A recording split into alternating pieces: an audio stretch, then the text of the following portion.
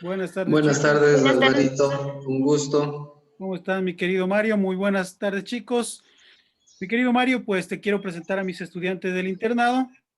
Te habíamos pedido de favor que el día de hoy nos ayudes con tu charlita que tan chévere nos aporta sobre lo que es el manejo de los pacientes crónicos, diabéticos, hipertensos y el aporte nutrición y el aporte en cuanto al ámbito nutricional que eso conlleve.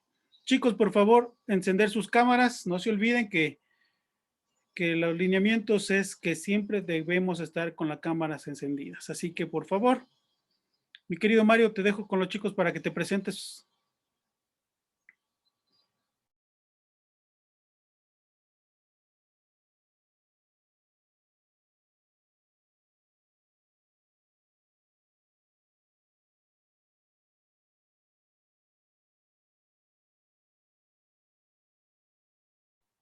Mario.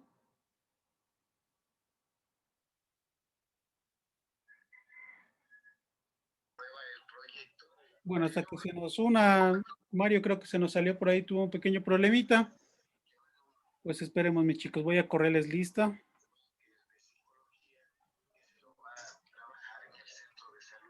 A ver, la María Isabel, Presente, Doc. Buenas tardes.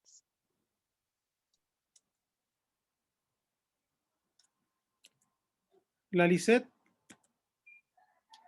Presente, doctor. Buenas tardes. el Wagner,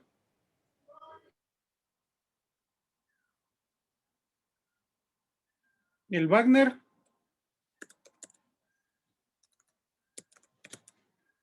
el Joseph, Presente, doctor. Buenas tardes. el Clever, Presente, Doc. el Jimmy,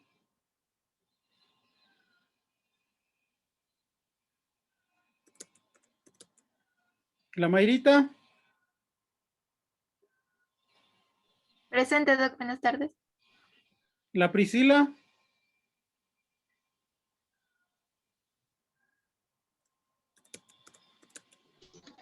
la Karina, Presente, doc. el Dieguito Viñán,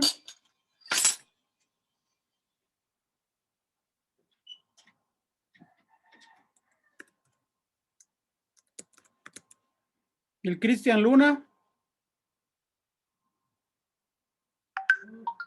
Cristian Luna,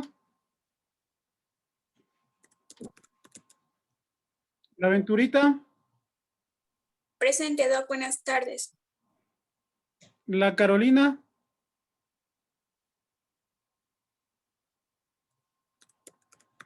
listo, chicos.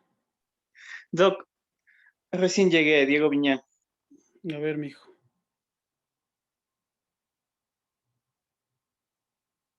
Diego Viñán. Listo. Mario, tal vez estás por aquí ya.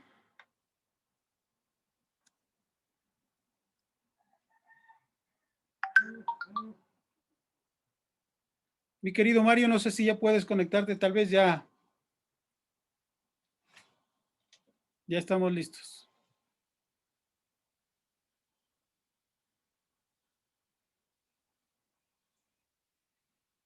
Para que enciendas tu micrófono.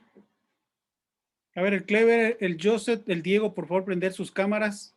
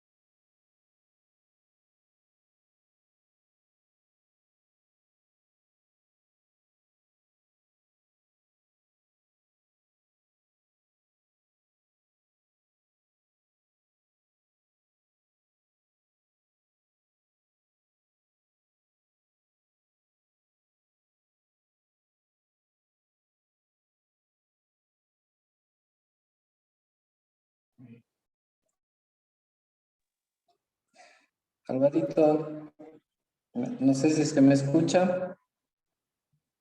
Sí, mi querido Mario, inicia entonces. Sí, estoy con un pequeño problema en el computador. Si me esperan un momento, me paso el archivo al celular para poder darles la clase desde acá. Ya no hay problema, ya te esperamos, hermano, no hay problema. Ya.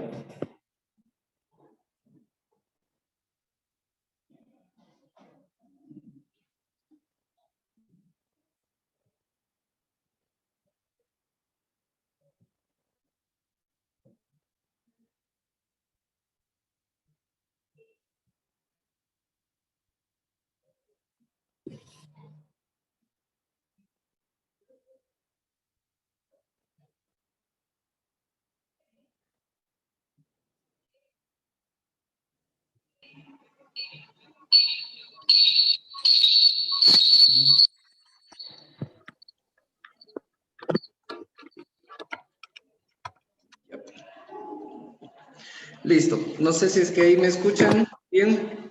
Sí, mi querido Mario, dale nomás, hermano. Ya. Listo.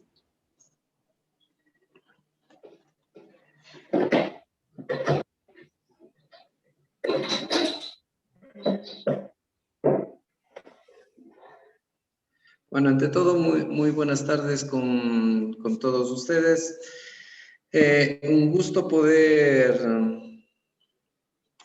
hablar un poquito sobre nutrición y más que todo enfocarnos hacia la parte de educar, que básicamente es lo que necesitan nuestros pacientes. No sé si es que ya se ve ahí la diapositivas. Sí, Mario, Sí. dale nomás. Ya. Bueno, entonces vamos a saltarnos la parte de definiciones y la parte de un poco espérame un ratito. Bueno, vamos a saltarnos un poquito la parte de definición, porque esto ustedes ya manejan muy bien, digamos, la definición, ya manejan también mucho la parte, la problemática de la diabetes como tal. Entonces, esa parte nos vamos a obviar justamente para poder seguir. Un gusto también poder saludar, María Isabel, nos conocemos de años. Veo que por fin ya estamos terminando la carrera. Bueno, entonces, la parte de definiciones, ustedes ya saben que según la Organización Mundial de la Salud, básicamente la prevalencia de diabetes se nos viene muy fuerte. Y esto sumado justamente ahora por el problema de pandemia, de pronto esta prevalencia va a superar estas expectativas, que de hecho hasta el 2035 se consideraba que básicamente el 60% de la población latinoamericana va a estar diabética. Esto va de la mano justamente con los porcentajes tanto de sobrepeso y obesidad que en la actualidad nos manejamos, ¿no? Sabemos que el sobrepeso, la obesidad, es un factor que predispone a la aparición de enfermedades de índole metabólico. Estoy hablando de diabetes, hipertensión, problemas cardiovasculares e inclusive problemas de índole circulatorio. Este aumento de prevalencia básicamente se va a dar en mayor medida cuando la población nuestra envejezca y no tanto, digamos, entre que envejezca y también por otros factores, entre ellos los problemas de mala alimentación, hábitos alimenticios inadecuados. Estamos luchando básicamente en gran medida con una gran cantidad de alimentos ultraprocesados y procesados. Si ustedes ven las canastas o las compras de todas las personas, básicamente están tendiendo hacia el consumo exagerado de este tipo de productos. Ojo, no estoy diciendo que está mal el consumir esos productos, pero el consumo exagerado de alimentos procesados y ultraprocesados sí puede llegar a generar esta predisposición que habíamos hablado en cuanto al sobrepeso y obesidad. Y si a eso le sumamos otro de los factores que es el sedentarismo, que básicamente, si yo les pregunto en este momento, de las 14 personas que estamos aquí, básicamente las 12 no hemos de hacer actividad física o ejercicio. Es más, les invito a que me vayan comentando. A ver, Lisette, cuénteme, ¿ejercicio? Solo los fines de semana, Doc. Solo los fines de semana. Karina. Solo canta ella. Mayra. No, perdón. Ya, No, Karina ya. nos dice que no. Sí. Isabel, Ventura Isabel. Buenas tardes, Doc. Solo el fin de semana, igualmente. Solo el fin de semana. Carolina. Trato de hacer 4 días a la semana. 4 días a la semana. Ya subimos un poquito más el estándar. Joseph. Cuando se puede salir a comunidad. Bueno, Diego. Solo los fines de semana, doctor. Solo el fin de semana. María Isabel. No hago ejercicio. Ya. Clever. Sí, doctor, actualmente todos los días estoy haciendo. Ya, entonces, a ver, de los que les veo por acá, Priscila. Buenas tardes, Doc. No hago ejercicio actualmente yo. Mayra Carolina. No, Doc, también he intentado hacerlo, pero no, mentiría si digo que hago. Ya, entonces, miren, somos personal de salud, ¿sí? Entonces, se supone que como personal de salud nosotros deberíamos promover la actividad física como parte del ejemplo que nosotros damos a nuestros pacientes. O sea, deberíamos, ¿sí? Lógicamente por razones de tiempo, por razones de pronto de la no costumbre que tenemos a hacer ejercicio, no lo hacemos.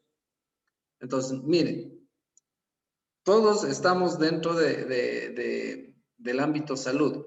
Yo, por ejemplo, yo hago actividad física igual, 1 o 2 veces por semana. Debería ser más, pero dentro de mi actividad normal, digamos, está el caminar. No como ejercicio, pero como forma de movilización, digamos, dentro de la ciudad. Ahora, si a esta falta de actividad que toditos tenemos, le sumamos estos malos hábitos alimenticios. ¿A qué me refiero con malos hábitos alimenticios? Aquí yo no voy a poner etiquetas a los alimentos de que un alimento es bueno o un alimento es malo, pero dentro de los hábitos alimenticios está, por ejemplo, el consumo de ultraprocesados. Nos encanta comer embutidos y no digan que no. Nos encanta comer papitas fritas, snacks, y no digan que no. No comemos una buena porción de ensaladas. Y no me digan que no. ¿Sí? Y si a eso le sumamos los juguitos, las bebidas gaseosas, entonces somos la suma de hábitos alimenticios. Y esos hábitos alimenticios justamente son los que les pasan factura a nuestros pacientes. Acordémonos que uno de los factores importantes para el proceso de diabetes ya tenemos en la herencia, ¿no es cierto? Ya tenemos una predisposición si tenemos familiares directos que tengan diabetes. Si a eso nosotros le sumamos malos hábitos alimenticios, le sumo una falta de actividad física, y si a eso adicional yo le sumo el hecho de comer alimentos que no debería comer de forma muy frecuente, toda esa ecuación, ¿qué nos da? Una enfermedad de índole metabólico. Entonces, hacia allá estamos todos los que son profesionales en el ámbito de salud, hacia allá justamente estamos nosotros enfocados, en primer lugar, en educar a la población, sin poner etiquetas y sin poner dietas. Ya vamos a hablar eso más adelante. Ya. Bueno, la perspectiva de acá de Ecuador nos dice que 1 de cada 10 ecuatorianos de entre 50 y 59 años padece diabetes. Y la mitad de los cincuentones tienen colesterol alto. Y esto se debe justamente a todos los factores anteriores que habíamos nosotros mencionado. Ahora, según la Asociación Americana de Diabetes, ¿no es cierto? Ya nos tiene una clasificación. Asimismo, la Asociación Latinoamericana de Diabetes ya nos da algunas pautas justamente para que nosotros podamos detectar cuando el paciente ya está con problemas, en este caso de diabetes, médicamente. Ustedes saben que en el caso de la hemoglobina glicolizada, que esté mayor a 6.5, glicemias más allá de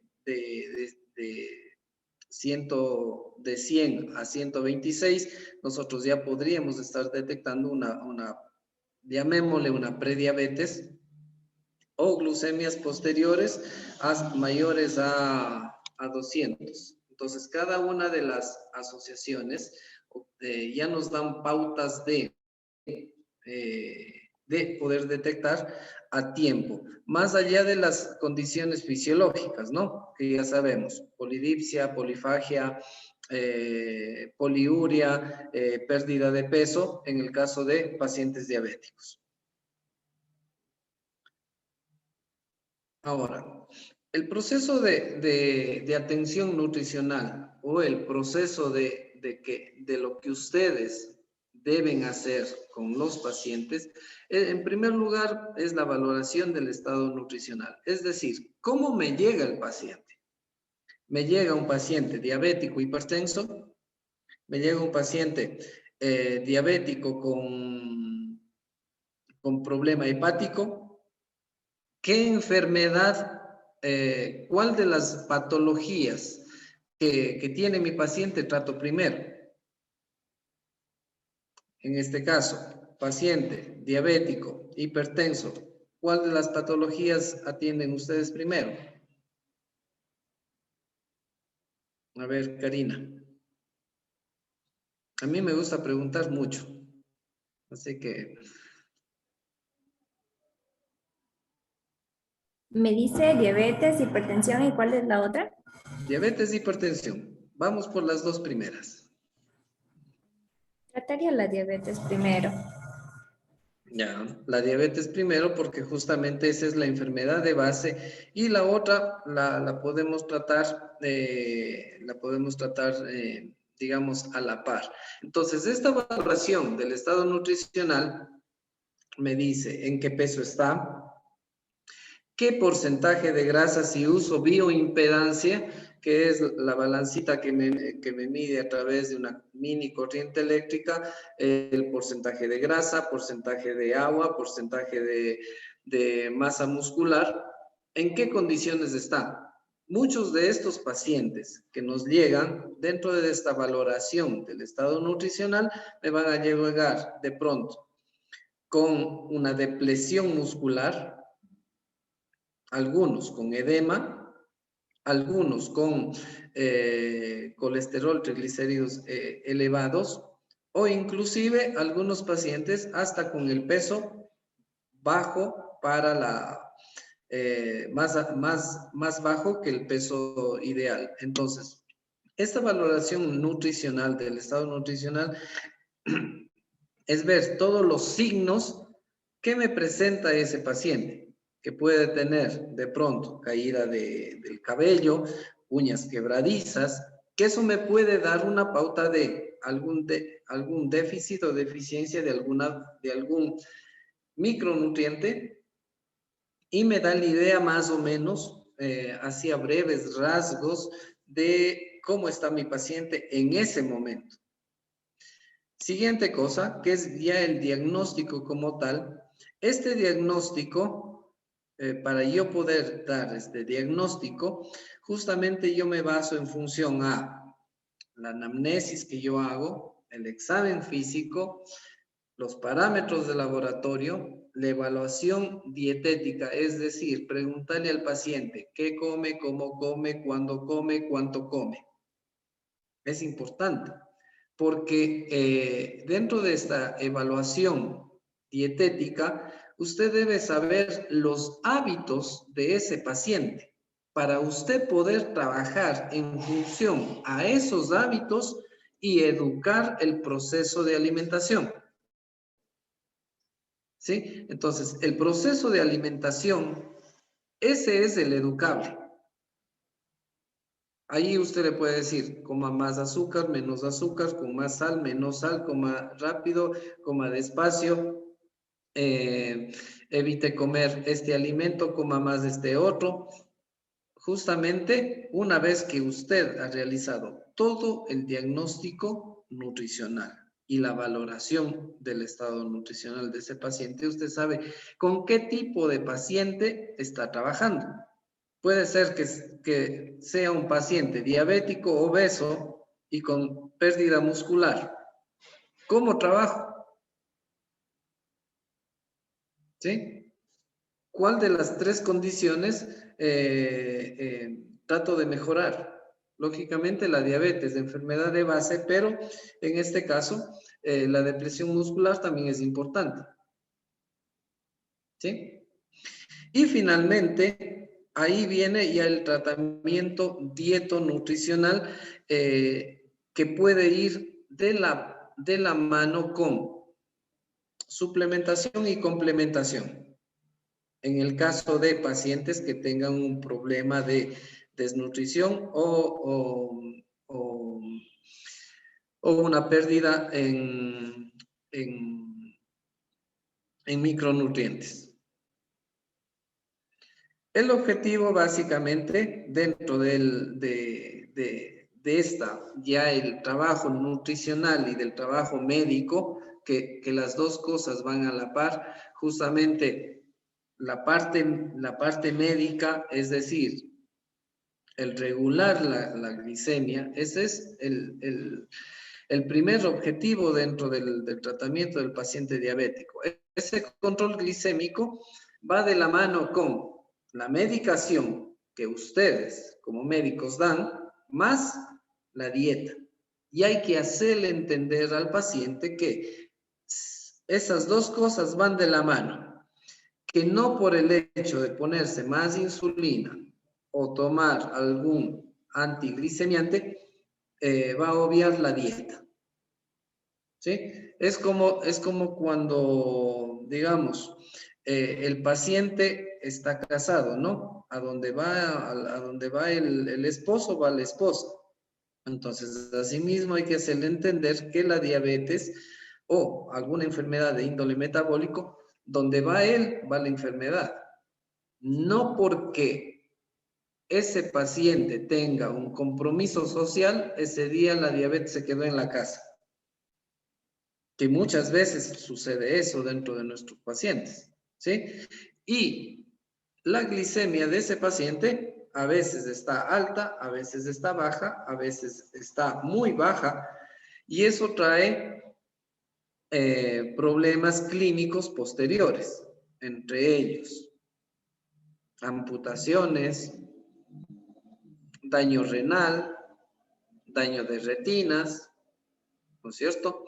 Entonces, el primer objetivo, tanto médico como nutricional, es el control glicémico, que va de la mano medicación, alimentación. Más adelante vamos a ver más o menos cómo sería un esquema de alimentación de un paciente diabético.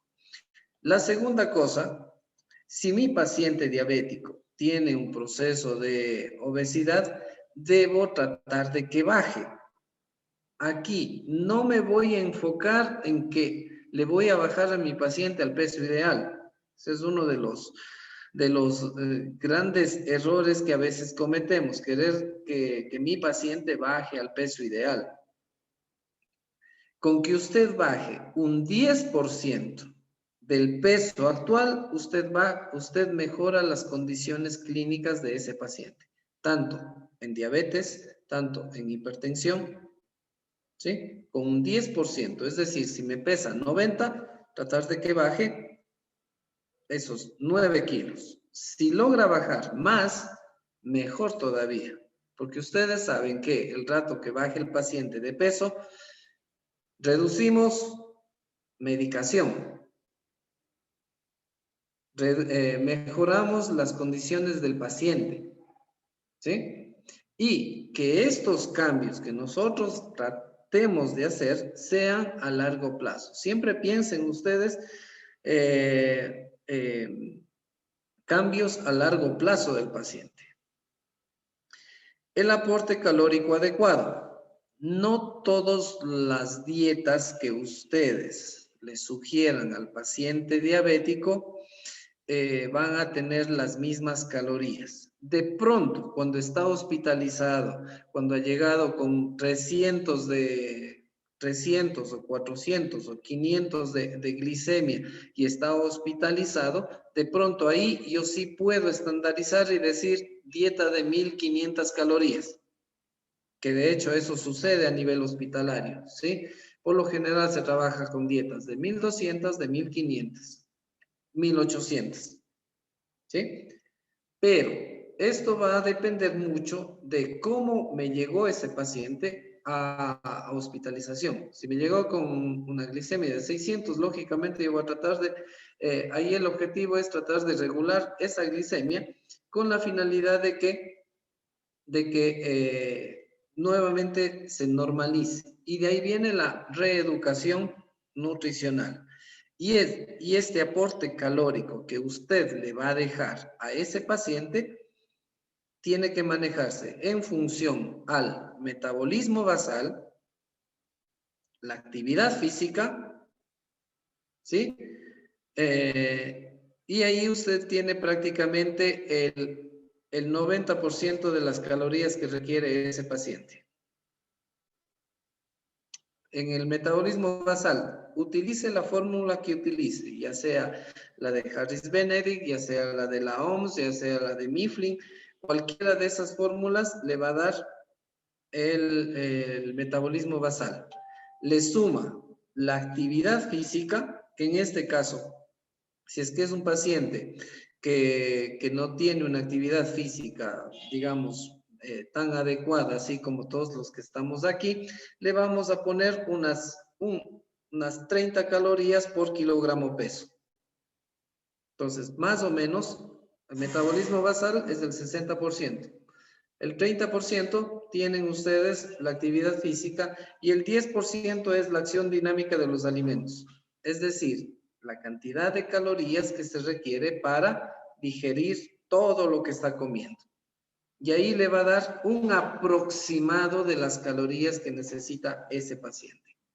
¿Sí? Entonces, por ejemplo, habrá pacientes que que ustedes, en función al peso, la talla, la edad, el género, la actividad física, usted le deje con un aporte calórico de unas 1500, 1600, 1700, y en función a eso va la medicación que usted le va a dar.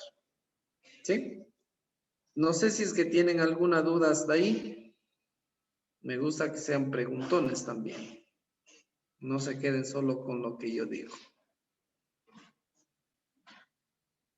¿Pronto dudas? Gracias. ¿De pronto dudas? ¿No? Bueno. Como habíamos dicho, reducir las hipoglicemias, tratar de que mi paciente no tenga estas complicaciones, ya sea por un excesivo uso de antiglicemiantes, un exceso en la insulina, reducir también las complicaciones las complicaciones vasculares, es decir, que exista una buena circulación periférica, es decir, hacia tobillos, pies, un buen manejo, ahí viene un buen manejo de uñas también, ¿sí? Dentro de esto de complicaciones vasculares, que como ustedes saben, una de las principales causas de amputación es el mal manejo a nivel periférico. En este caso, cuidado de pies. Ahora, los pilares o la base del tratamiento o la base de la dieta va a ser en primer lugar las necesidades biológicas, que como ya dijimos, tenemos que basarnos en metabolismo basal, primerito. Segundo, la actividad física, y ahí viene, como segundo punto, ahí viene ya las patologías concomitantes que tenga ese paciente. Es decir, ¿con qué más me llegó? Ustedes saben que paciente diabético, por lo general, es hipertenso. Adicional, obeso. Y en algunos casos hasta insuficiente renal. Entonces, ¿cómo manejar a ese paciente? En función a todas las patologías que tiene ahí.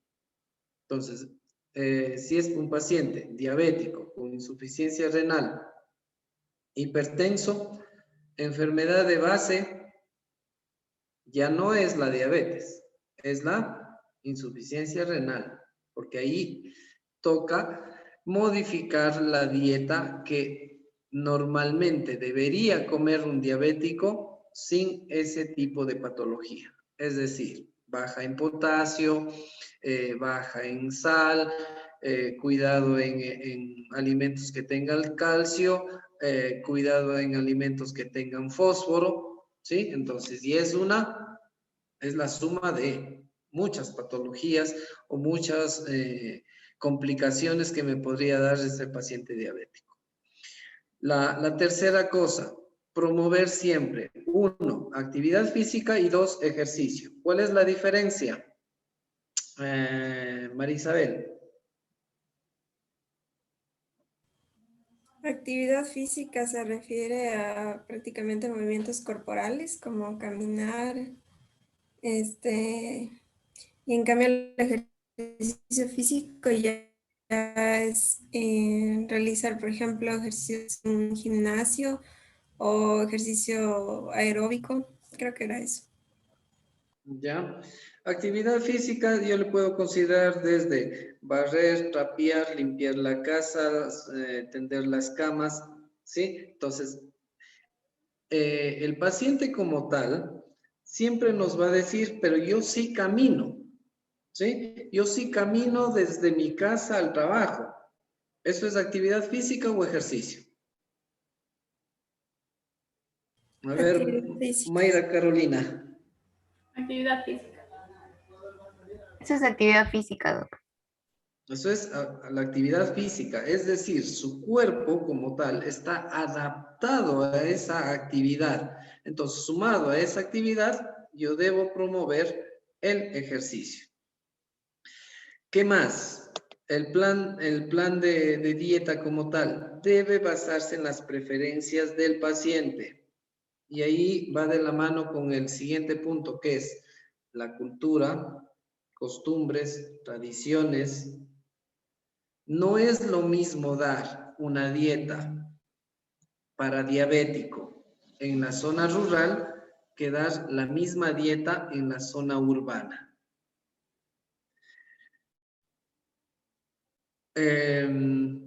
Tengo que basarme también en la parte de horarios de ese paciente, en la economía de mi paciente. Importantísimo.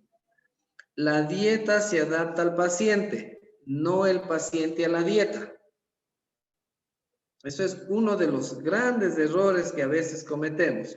Al pobre paciente diabético que vive en Saraguro le decimos que tome leche de almendras con unos panqueques de ni sé qué y le decimos, aparte de eso, cómase en el almuerzo, cómase un chucrut de col. El paciente le entenderá. ¿Podrá cumplir con la dieta que usted les recomendó? No, tiene que basarse a la realidad de ese paciente. Es decir, a sus costumbres, a sus tradiciones, a su cultura. O sea, el paciente diabético de Saraguro, que le gusta, que toda su vida pasó comiendo mote, ¿usted le va a prohibir el mote? A ver. Lisette, ¿será que le prohíbo? No, difícil es, más bien puede, como usted lo dijo, adaptarse. Si ya tiene esa porción de carbohidratos, pues no consumirá otra, o sea, ya no comerá, si ya come mote, pues no comerá arroz o papa o yuca en el mismo plato, y así. Ya, entonces, justamente nosotros lo que tenemos que hacer es crear un estilo de vida del paciente que esté adaptado a su realidad, porque ahí es mucho más probable que el paciente se adhiera al tratamiento, ¿sí? A que el paciente a la vuelta de 15 días o de un mes, una vez que ya está controlado su glicemia, deje las recomendaciones que usted le dio y vuelva de nuevo a su vida aparentemente normal. ¿Sí? Entonces, yo sé que de pronto ustedes ya cuando hagan la rural se van a topar con otra realidad. ¿Sí? Y justamente esa realidad es adaptar la dieta al paciente en función a sus hábitos, a su cultura. Bueno, entonces aquí más o menos está esquematizado el cómo deberíamos trabajar, cómo se debería repartir la cantidad calórica, tanto en macronutrientes como en la cantidad de fibra. Ahora, independientemente del tipo de dieta que yo ojo, estoy diciendo tipo de dieta en función al valor calórico. No es que para cada diabético va una dieta diferente. Es más me enfoco es en función al valor calórico, que puede ser de 1500, 1600, 1700, 1800, 2000. Yo puedo dar a un paciente diabético hasta una dieta de 2500 siempre y cuando mi paciente, digamos, paciente diabético que hace deporte extremo, ¿sí? Entonces yo tengo que adaptar la dieta en función a eso. Pero siempre va a tener este nombrecito que es dieta hipocalórica, ¿sí? Ahora, a esta dieta hipocalórica yo le voy a ir sumando el resto de patologías que mi paciente tiene, es decir, dieta hipocalórica hiposódica, dieta hipocalórica urémica, dieta hipocalórica, por decir, hipograsa, ¿sí? Digamos, mi paciente es diabético, tiene colesterol alto, doy dieta hipocalórica, hipograsa. Si es que entra para una cirugía de índole gástrico, va a seguir siendo dieta hipocalórica, blanda. Y en función hacia dónde sea la molestia gastrointestinal, yo puedo dividir en una dieta hipocalórica blanda gástrica o blanda intestinal. ¿Sí? Es la terminología que ustedes van a encontrar dentro de un hospital. O por lo general a todo le llaman hipocalórica. ¿Sí? Ese es uno de los errores que hay que tratar de mejorar a nivel hospitalario, porque a todas las dietas le llaman dieta para diabético y estandarizan 1500 para todos. ¿Sí? Entonces, el distributivo en macronutrientes va a ir de un 12 a un 15% en función al tipo de paciente que yo tengo. Si es un paciente con insuficiencia renal, yo puedo trabajar en la cantidad de proteínas de un 0,80 a un 0,90 por kilogramo peso. Entonces, estoy trabajando con aproximadamente entre un 11 a un 15% de proteína del total de calorías que le vamos a dar. Dentro de las grasas saturadas o dentro de las grasas, que sea una dieta que vaya entre un 25 a un 30% de grasa, de las cuales el 7% va a ser de grasas saturadas.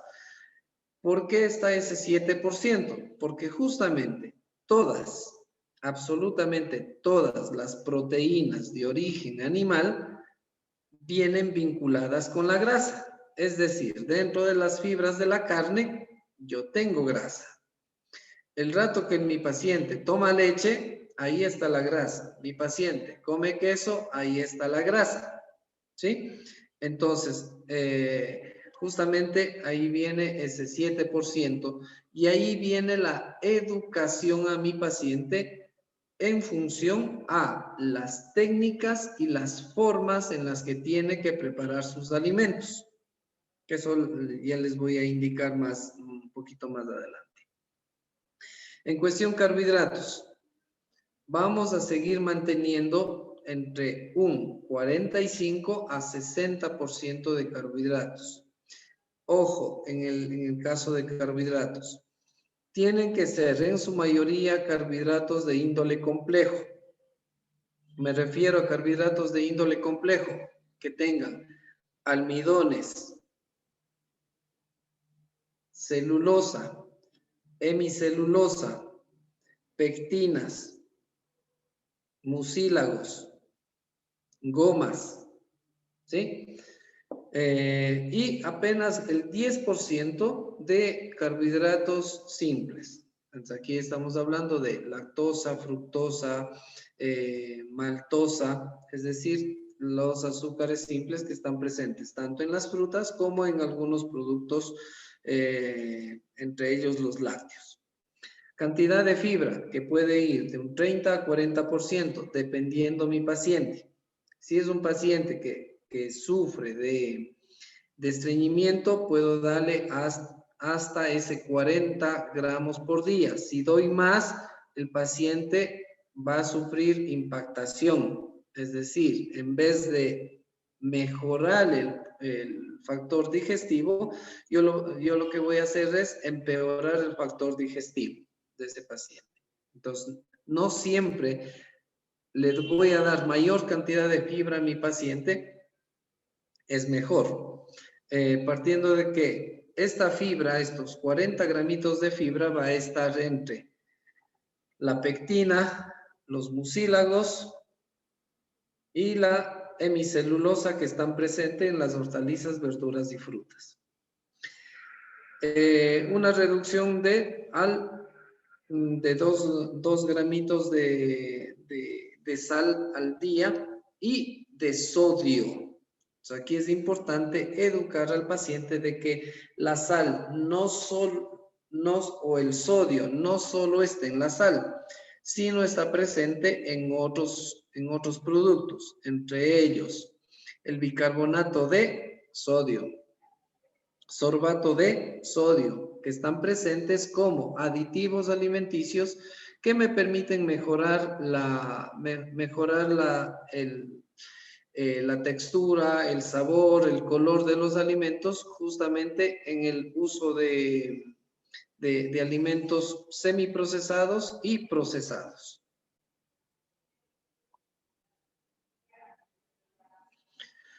Entonces, en el caso de mujeres, más o menos se recomienda entre unas 1500 a 1700 calorías por día. En el caso de hombres, entre unas 1800 a 2000, perdón, ahí se ha caído el cero, por día. Y con esto nosotros que logremos una pérdida en este paciente obeso diabético, que logremos en un inicio un 5% de pérdida y promover que alcancemos ese 10% de pérdida, ustedes van a lograr regular en parte la diabetes, las glicemias, van a lograr también reducir la carga de medicamentos y van en parte a mejorar las condiciones del paciente. Lo ideal aquí, una vez logrado este objetivo del 5 a 10%, ahí toca justamente trabajar a la par de qué tan factible es bajar un poco más de peso. ¿Sí? ¿Qué tan factible es que me baje un poco más? De pronto, ustedes se han escuchado que hay la remisión de diabetes, ¿no es cierto? La remisión de diabetes es justamente el minimizar esa glicemia de ese paciente, es decir, las hiperglicemias de ese paciente. Y esto se hace ya sea con cirugía, puede existir una remisión de diabetes con dieta, sí, siempre y cuando promovamos la pérdida de peso y que mi paciente coma más saludable. ¿Sí? Sí se puede lograr remisión. Ojo, la remisión no es curar la diabetes. Es simplemente que el cuadro patológico como tal se reduce al mínimo. Y básicamente que mejoren las condiciones fisiopatológicas.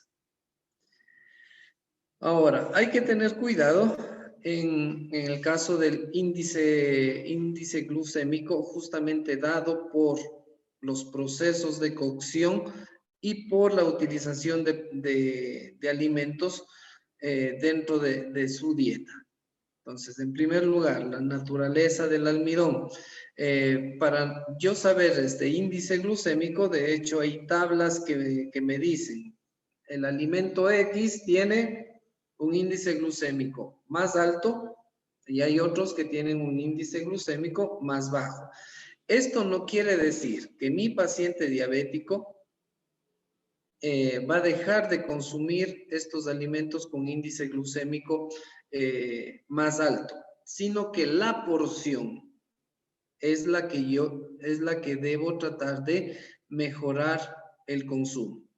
Entonces, importante saber la naturaleza del almidón con la que yo estoy trabajando. Ustedes saben que el arroz tiene almidón, la yuca tiene almidón, la papa tiene almidón,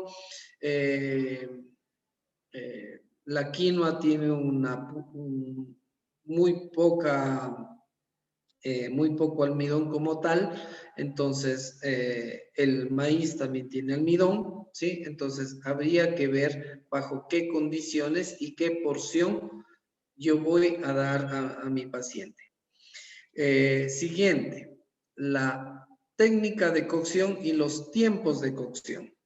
No es lo mismo dar a mi paciente diabético una zanahoria que yo cociné 20 minutos a darle una zanahoria que yo cociné de 8 a 10 minutos.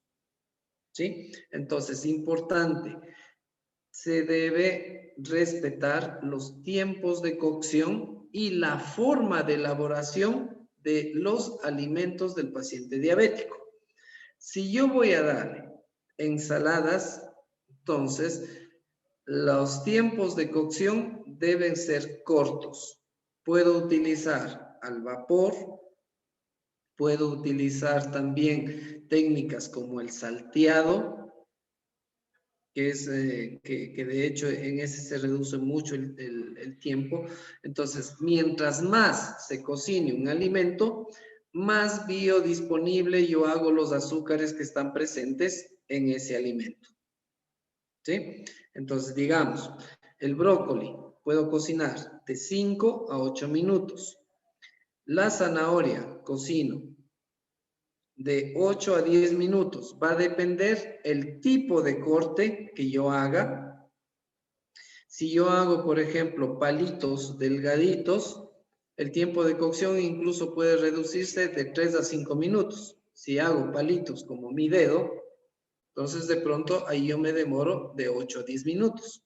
¿Sí? Todo va a depender el tipo de corte también. En el caso de coliflores, el tiempo de cocción, 8 minutos. En el caso del zucchini, de 3 a 5. Esos principalmente. Y de que hay alimentos que se le debe prohibir al paciente hasta que regule su glicemia, sí. ¿Sí? En la actualidad, digamos, en el manejo del paciente diabético, ya no se maneja tanto alimentos prohibidos y alimentos permitidos y alimentos no permitidos. Por ejemplo, yo lo que les suelo decir a mis pacientes que vienen diabéticos y me preguntan, por ejemplo, ¿puedo comer una ensalada de remolacha? Entonces, mi respuesta es, va a comer esa ensalada como si usted le viera a un familiar lejano. ¿Cada cuánto? Cada año. ¿No es cierto? Que nosotros vemos a un familiar lejano es cada año o cada 2 años. ¿Y qué tanto? Una porción así, pequeñita, una probadita. Sí, entonces con eso usted le está diciendo, sí puede, pero bajo estas condiciones. El rato que usted, por ejemplo, si yo le digo ahorita a Mayra Carolina, usted va a dejar de comer arroz, papas, yucas, plátanos, yucas, por el resto de su vida. Adicional va a dejar de comer carnes rojas. Ya, solo hasta ahí. ¿Qué me diría usted? Que sería un poquito difícil porque es algo a lo que yo estoy acostumbrada a comer. Ya, entonces la respuesta de todos los pacientes que ustedes van a ver va a ser entonces y ahora ¿qué? ¿Cómo? Y esa es una de las razones por las cuales los pacientes se van donde la doctora Lisset, después se van donde la doctora Priscila, después se van donde el doctor Clever, para buscar a alguien que le diga que sí puede comer esos alimentos. ¿Sí? Entonces, importantísimo el que ustedes aprendan, digamos, la parte esta de educar al paciente en función a los gustos que él tenga y decirle, sí puede, pero. Entonces, al decirle, sí puede, el paciente dice, ya, sí puedo. Entonces ahí le cae a usted, pero como si fuera un pariente lejano. Ya. Entonces, le queda abierta esa ventanita al paciente y dice, sí me dijo que sí puedo, pero de vez en cuando. Entonces, es mucho más aceptable que ese paciente se adhiera a la dieta o a las recomendaciones que ustedes le den. Tercera cosa, el procesamiento de los alimentos. A mayor grado de procesamiento, mayor grado de carga calórica y carga glicémica de esos alimentos. ¿Sí? Entonces, dentro de esto del procesamiento, mientras más aditivos tenga, también vienen problemas. Entre ellos, lo que les decía, el uso del sodio, el uso de potenciadores de sabor, que normalmente van a afectar la dieta del paciente. La naturaleza de los azúcares. Entonces, no es lo mismo que mi paciente diabético se tome un juguito de naranja en el desayuno a que se coma una naranja. Entonces, ustedes me dirán cuál es la diferencia. Diego, que se puso pensativo. Ya, porque un jugo de naranja no puede, en este caso, bueno, en mi caso, yo cuando me dan en la mañana un juguito, siempre me dan combinado con otras frutas, no solo jugo de naranja, eso es muy diferente. Y ahí va el aporte calórico de dichas frutas que se van agregando. Ya, en el caso del jugo, específicamente, y de hecho, de antemano les voy a romper las ilusiones a los que toman jugo en la mañana. Dejen de tomar jugo. ¿Ya? ¿Por qué razón? Porque básicamente el rato que nosotros tomamos jugo, hacemos más biodisponible el azúcar. La fructosa específicamente, hacemos que trabaje mucho más nuestro hermoso hígado, que no pueda procesar toda esa cantidad de fructosa que llega, y nuestro hígado, ¿qué es lo que va a hacer? Va a transformar ese excedente de fructosa, va a transformar en triglicéridos. Si esto continúa, esteatosis hepática, hígado graso. Esas son las consecuencias, ¿sí? Entonces, es mejor que mi paciente diabético coma fruta, y en este caso, escoger frutas que tengan un bajo índice glucémico. Yo por lo general les recomiendo que consuman frutas que tengan un alto contenido de agua. Mientras más agua tenga la fruta, va a ser menos carga glicémica. No es lo mismo comerse un rico y delicioso mango a comerme unas frutillas, ¿sí? Y esto en porciones.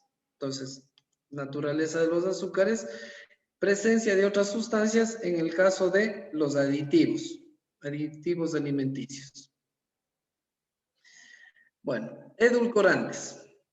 Siempre me preguntan sobre los edulcorantes. ¿Cuál es el mejor, el que yo más recomiendo? El que yo más recomiendo es el natural, que en este caso vamos al penúltimo, stevia. Ese es el que yo recomiendo, ¿sí?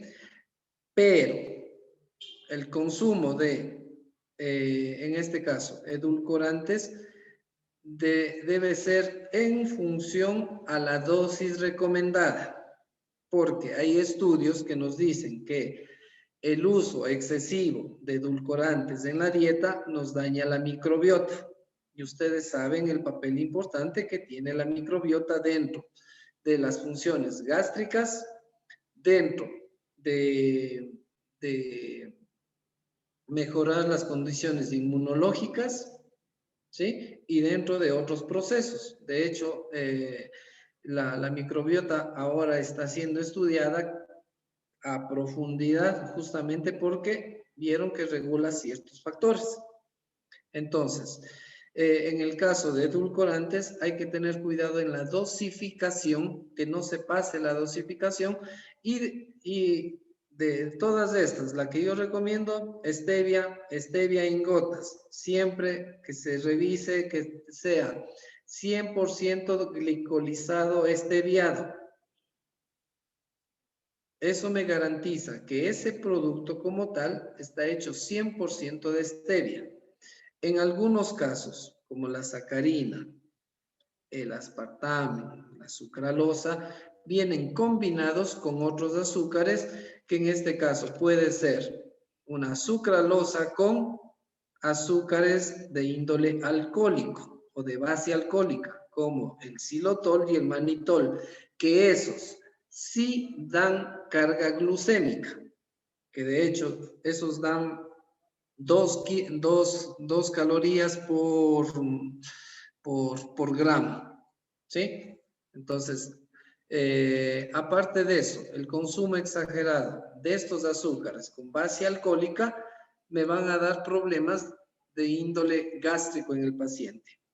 Entonces, flatulencias, cuadro diarreico, en el caso de manitol y xilotol, que de hecho estos están presentes en chicles que masticamos, en caramelos, en alimentos que ya vienen procesados, ¿sí? Ahora, el que yo recomiendo a mis pacientes por su uso en calor, digamos, quieren hacerse un pastel, quieren hacerse de pronto, ahí viene la sucralosa, que esa tolera, digamos, temperaturas altas y temperaturas bajas. La stevia también sí tolera esas temperaturas, pero no se adhieren mucho los pacientes justamente por el sabor y el regusto que tiene.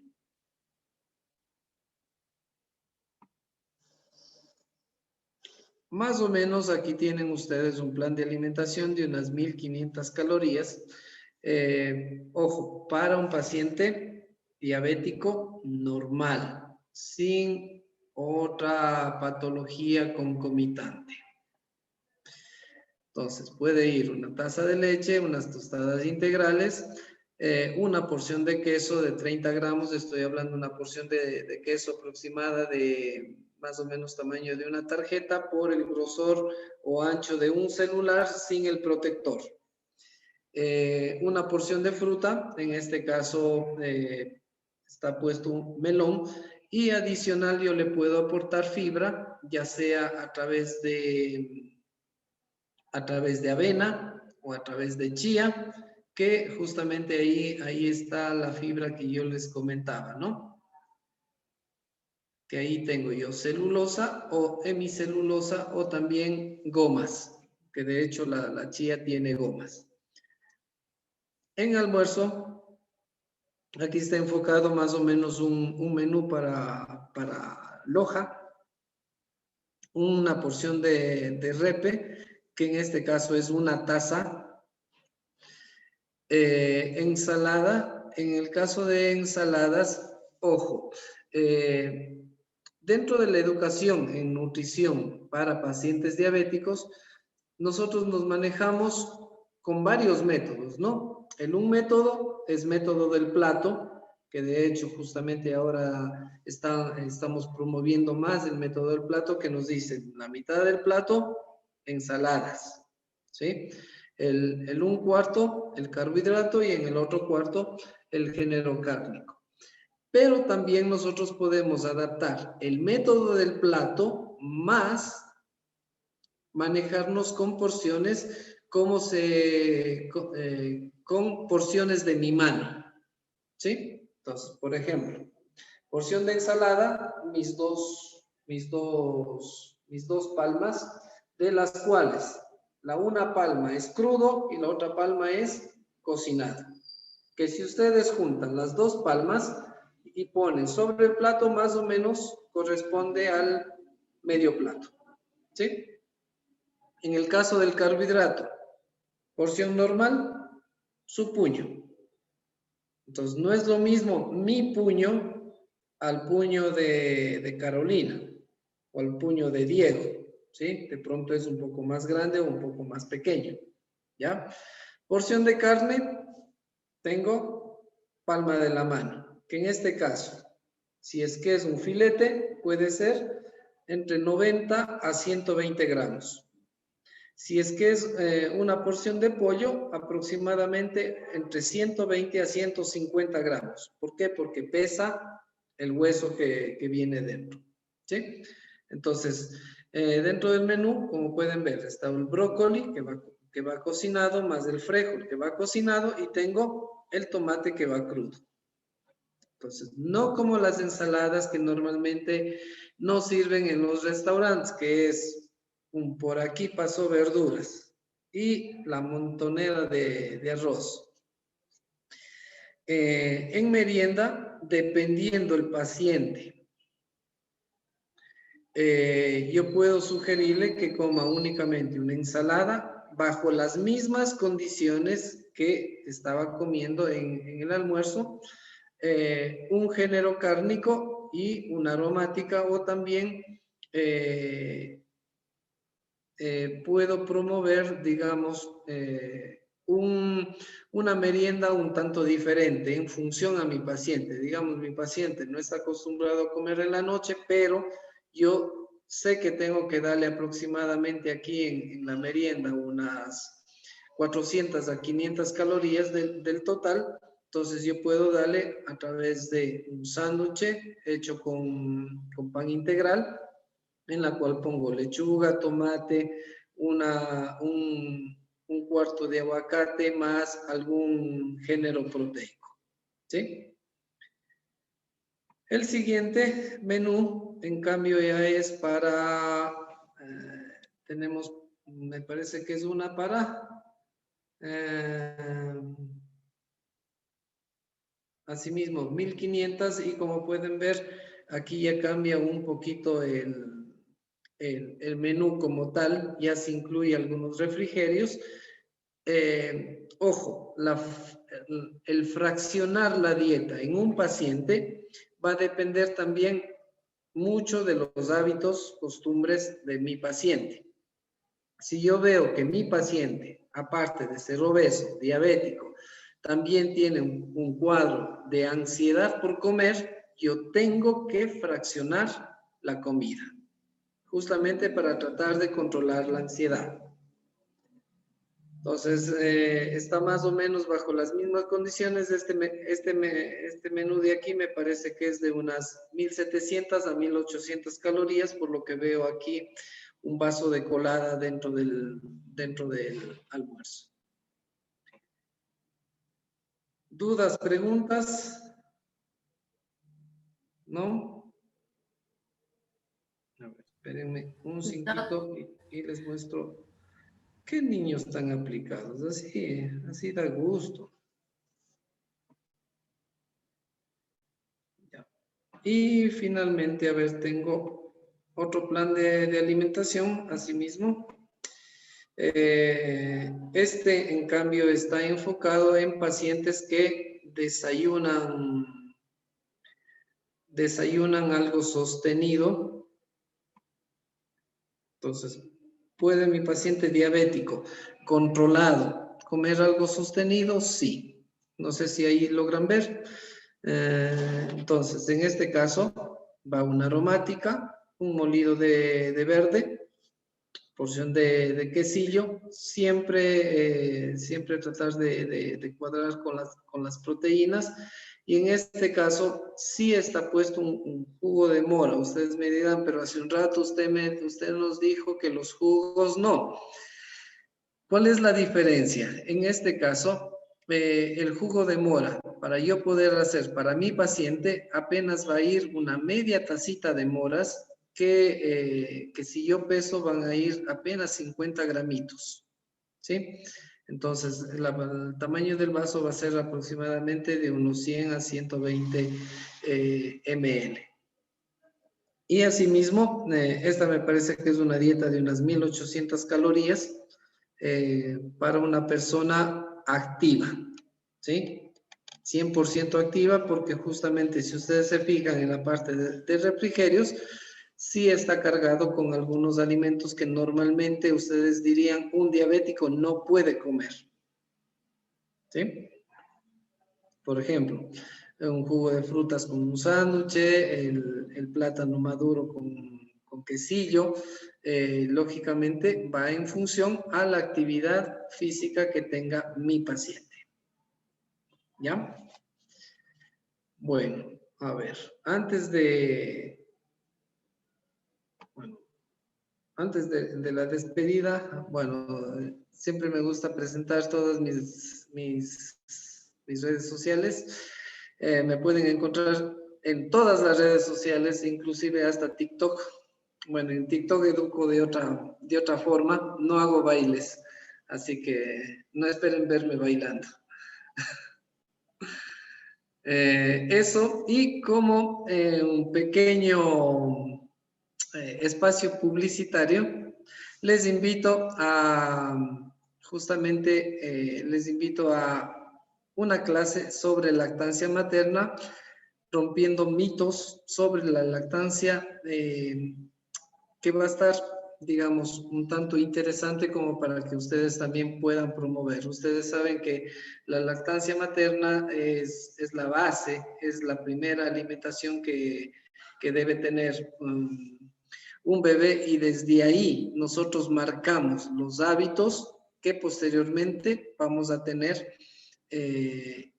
ya en nuestra vida adulta. Así que cordialmente invitados. Va a ser el 9 de julio, así que si es que se inscriben, encantados de la vida poder ahí conversar un poquito sobre lactancia materna. ¿Dudas? Ninguna. Pregunten, mis queridos chicos, pregunten por favor, aprovechen a mi querido Mario, que como ustedes ven sabe muchísimo, así que hay que aprovechar, chicos, estos espacios. Doc, yo le quiero preguntar algo. Claro. Con respecto al ayuno intermitente en pacientes diabéticos, ¿es bueno, es malo? ¿Está recomendado por usted o no? A ver, ayuno intermitente en pacientes diabéticos no se debería realizar. Al menos, así me digan a mí que soy un profesional antiguito. De hecho, el ayuno intermitente, dieta keto, justamente ahora están aplicadas en función a la moda de las personas, ¿sí? Si ustedes se fijan, la gran mayoría promueve en este momento, haz dieta keto o haz ayuno intermitente. Entonces, el ayuno intermitente no está dado para todas las personas. Si yo tengo gastritis, si tengo un cuadro de ansiedad hacia la comida o hacia el comer, ¿será que puedo hacer ayuno intermitente? ¿O será que mi paciente diabético puede hacer ayuno intermitente partiendo de que su última comida va a ser a las 6 de la tarde y va a comer a las 10 de la mañana? ¿Será que yo le voy a poder regular que no le dé una hipoglicemia en ese tiempo?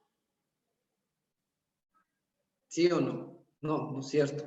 Entonces, el ayuno intermitente no está dado para todos. De pronto, en algunos casos he escuchado que deportistas hacen ayuno intermitente y, entre comillas, mejora el rendimiento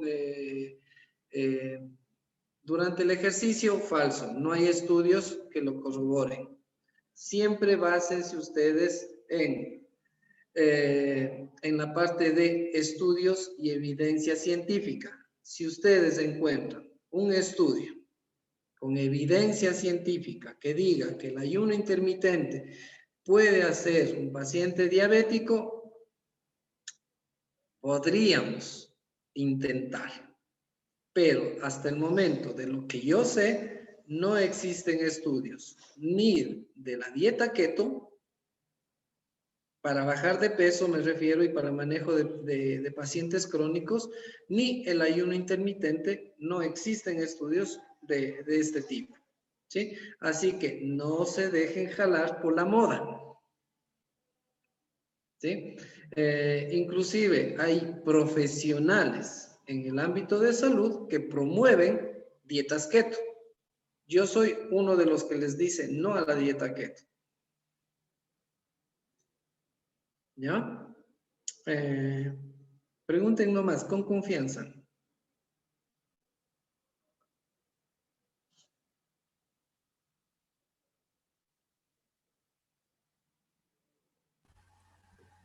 Doc, no sé, a ratos me sale interrumpido acá, pero Yo le quería preguntar, por ejemplo, una persona que a mi mami le diagnosticaron prediabetes y se asesoró con una nutricionista. ¿En qué tiempo es esperable que disminuya sus niveles o que comience a estar ya sin prediabetes? Ya, a ver, si es que mi paciente está diagnosticado con prediabetes, tengo que ver en primer lugar si es que hay sobrepeso, obesidad como factor también de riesgo. Como decíamos dentro de lo que estábamos conversando, ¿no? El hecho de que ese paciente logre bajar al menos un 10% del peso con el que está, todos, absolutamente todos los rangos de glicemia van a normalizarse. Lo que es colesterol, triglicéridos, no se va a normalizar a corto tiempo, justamente por el factor de pérdida de peso. Digamos, si un paciente de ustedes está en proceso de reducción de peso y justo a los 15 días de iniciar el proceso de reducción de peso, le hicieron ustedes un examen de sangre, es más que seguro que sale con el colesterol de 300 y triglicéridos de 500. Y ustedes se van a pegar el susto de su vida y van a querer hasta medicarle al pobre paciente.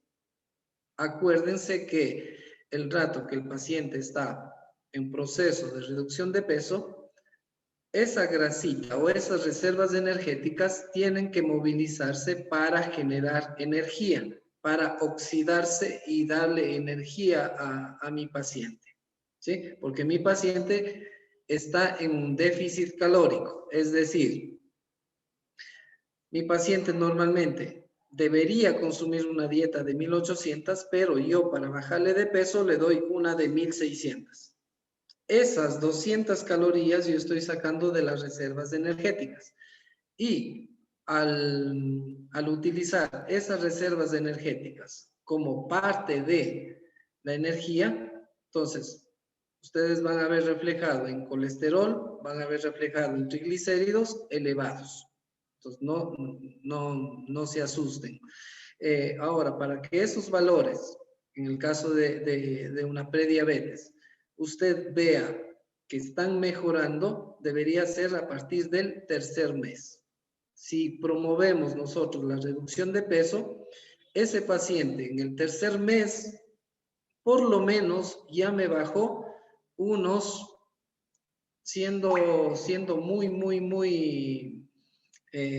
muy optimistas, 6 por 3, 18, 1800 gramos, que sería aproximadamente casi 4 libras y media, ¿sí? Lo ideal es que en un mes me baje al menos unas 10 libras. Un paciente que sea bien aplicado. En el primer mes, 10, ¿sí? Dividido en las 4 semanas, básicamente mi paciente debería haber bajado unas 2 libras por semana, ¿sí? Lo normal es de 400 gramos hasta 900 gramos por semana. Entonces, más un aproximado de 3 meses como para yo volver a hacer estudios y ver cómo está. No sé si es que me escuchó Carolina, ¿sí? Sí, está bien la señal y sí la escuché. Gracias. Ya. ¿Alguna otra duda? Muy bien, excelente, mi querido Mario. Como siempre, tus exposiciones muy claras. Te queremos de una vez comprometer, mi querido amigo, para que nos ayudes en cambio con la dieta de los hipotiroideos, que también, déjame decirte, por más que leo y por ahí, pues reviso mucho, siempre es un talón de Aquiles la nutrición. Como tú sabes, presentamos un proyecto, yo lo presenté el proyecto para tener un nutricionista en centro 1, 2 y 3 sin referencia de las 29 unidades de Loja, pero les prefieren todo curar que prevenir aquí en el Ecuador, así que por ahí ha de estar arrumado Exactamente. que lo hicimos. Pero bueno, intentamos hacer siempre algo distinto en nuestro consultorio, tratamos de mejorar, pero hay que seguirle a la lucha, mi estimado Mario. Muchas gracias, hermanito. Ya, no hay problema. Encantado de la vida poder siempre hacer lo que me gusta, que es educar en nutrición. Ahora les voy a pedir un favor, pónganse guapos, bonitos, regálenme una linda sonrisa para tomarles un screen para hacerles famosos en Facebook.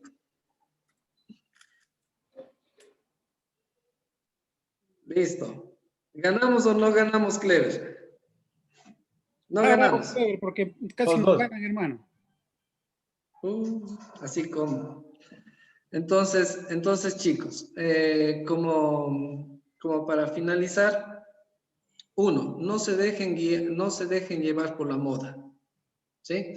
Siempre basen sus decisiones en función a la ciencia. Lean mucho.